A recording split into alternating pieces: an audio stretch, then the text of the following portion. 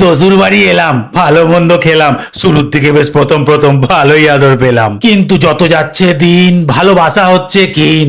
শাশুড়িকে নাগিন লাগছে আর শ্বশুর বাজাচ্ছে বিন। প্রথম দিকে খাসি, তারপর মুরগি খাওয়ালো মাসি, এখন তো দেখছি কদিন ধরে রুটি দেখাচ্ছে বাসি। সবে তো দিন 25 হলো, এরম কেউ করে বলো? শ্বশুর আবার জিজ্ঞেস করছে বাবা কাজ বাজের কি হলো? কাজকর্ম ঝাড়ে, সংসার চালাচ্ছি আমি ধারে, টাকা পয়সা সব শেষ হয়ে গেছে, জমানো যাচ্ছিল বাড়ে। ভাবলাম বছর খানিক সুখে আমি থাকবো শ্বশুর বাড়িতে, বউকে নিয়ে ঘুরবো আমি এদিক ওদিক শ্বশুরের গাড়িতে। এখন তো দেখছি আমার জন্য তালা মেরে রেখেছে আলমারিতে, গামছা ফামছা সব তুলে রেখেছে, হাত মুছতে হচ্ছে বউয়ের শাড়িতে। আর কটা দিন দেখি গ্রাম একটু বদলায় নাকি, তারপর না হয় গুছিয়ে নেবো মালপত্র যা আছে বাদ বাকি। কিন্তু গ্রাম যেভাবে চলছে এ তো অন্য কথা বলছে, কদিন পরে বাসন মাজার দরজা আমার জন্য খুলছে।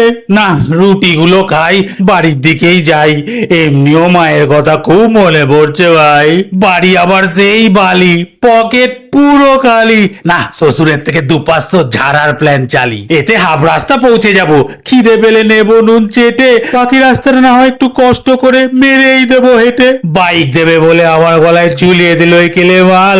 বাইক তো এখন দূরে থাক, একটা সাইকেল হলেই হবে লাল। না, আর করবো না দেরি, একটা ধরিয়ে ফেলি বিড়ি। এই সেরেছে শ্বশুর আসছে, ফেল তাড়াতাড়ি।